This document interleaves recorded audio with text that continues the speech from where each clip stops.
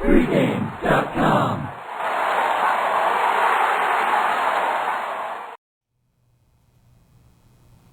We are here with Wiseguy Frank, and he's going to share with us how a professional bettor here in Vegas prepares for the football season.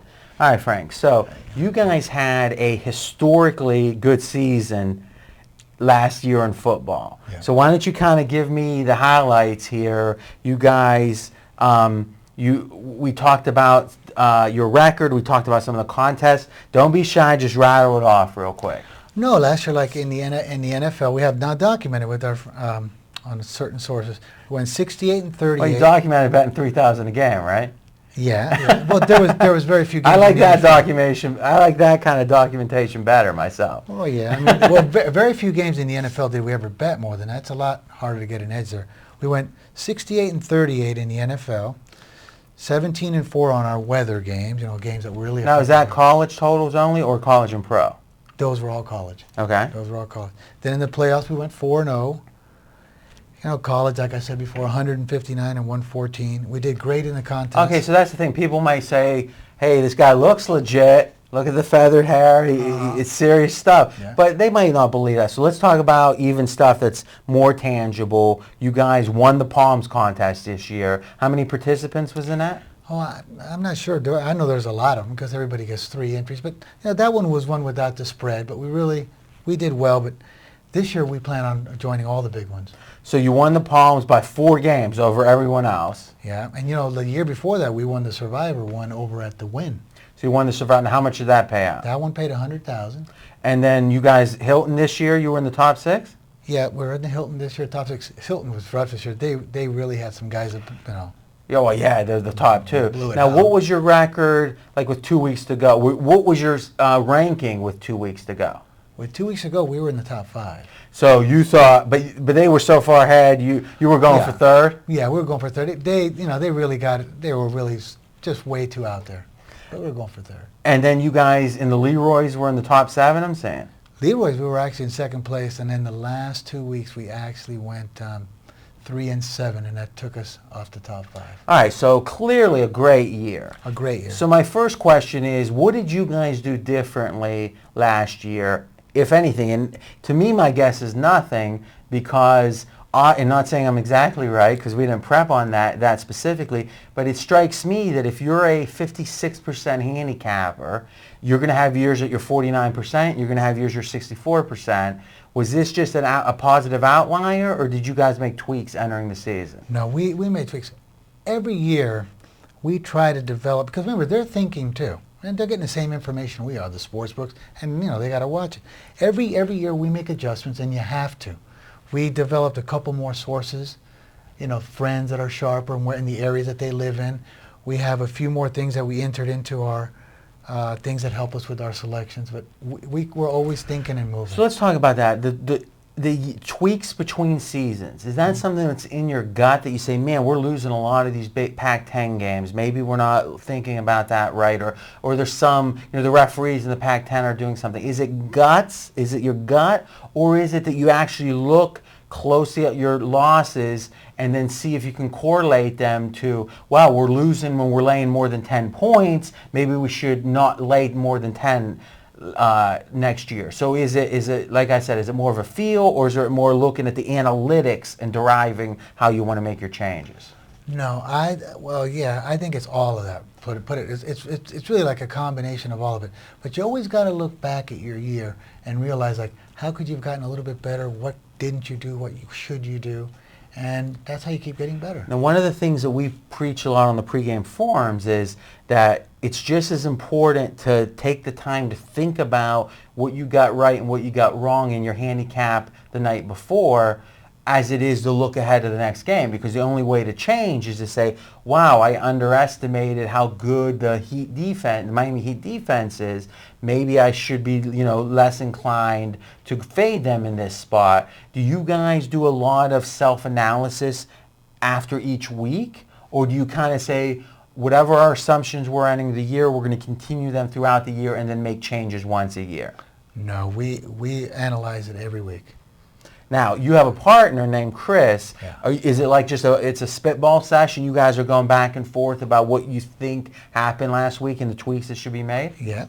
We realize even the games that we win, like why did we win them? Did we really have the right side?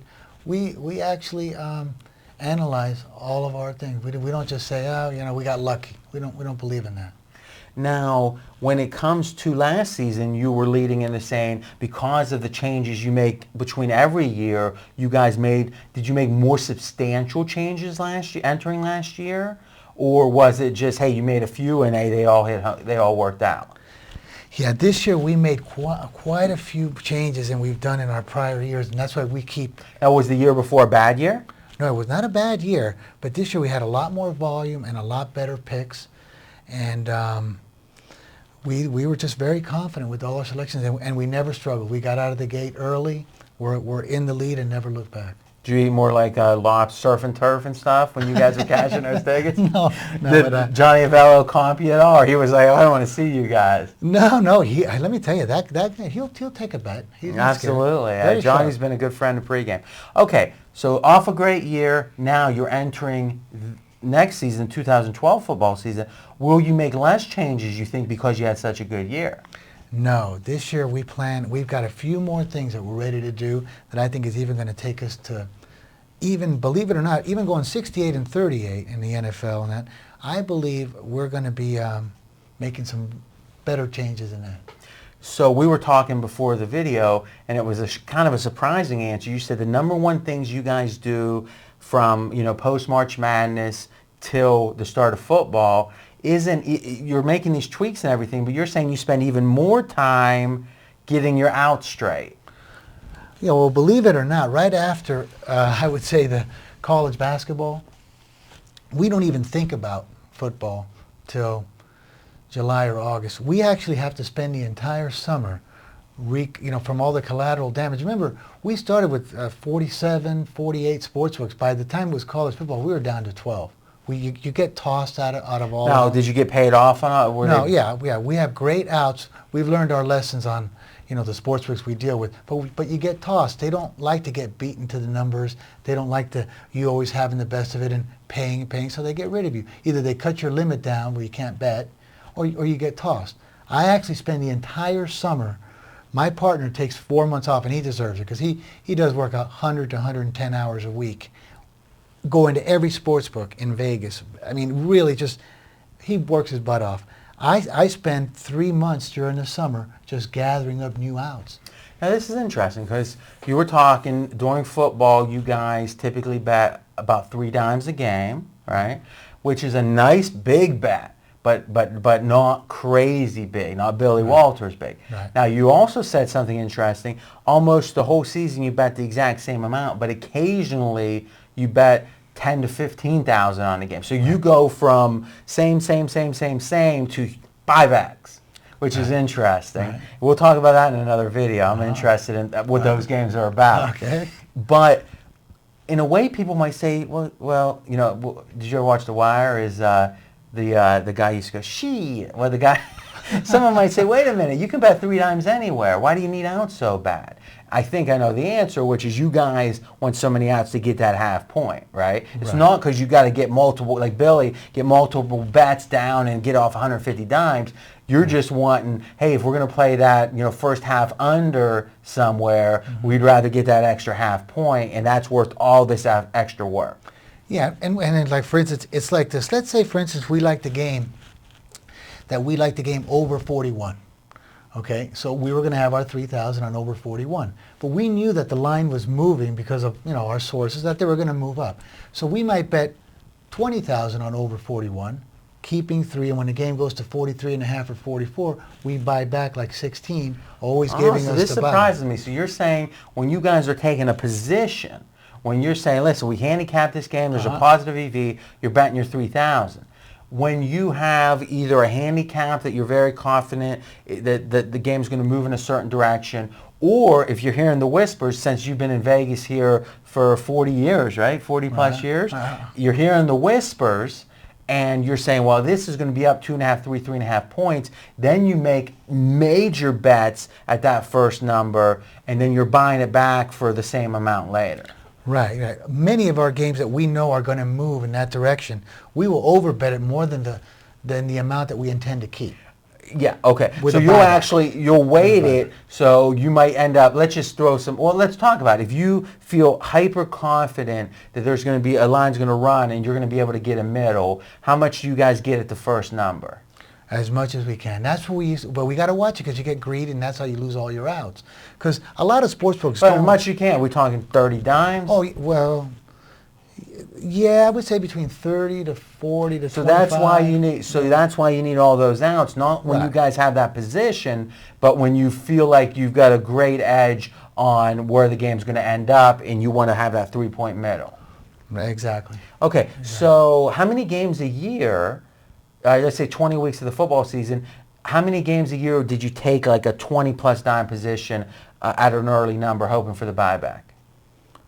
How many games? How many games a week, let's say, on average? I would say in college, we took, I would say, maybe 8 to 10, and in the pros, we took about 8 to 10 a week or 8 to 10 on the season? a week. Oh my God! So week. you're putting like 200 Yeah. to 300K Yeah. down. Mm-hmm. Now, you're buying dinner tonight. What percentage of those games actually ran the way you expected to the point that you got positive EV? Because you're laying either 105 or 110 both ways. Right. How many what would you say the percentage was? It actually worked out very well for us. We got lucky, and I would say out of our 159 wins, I would say we middled or sided at least 18 to 20 of those, where we got complete middles. So that's where you won, but I guess I'm asking another question because really we don't, just teach you a few things.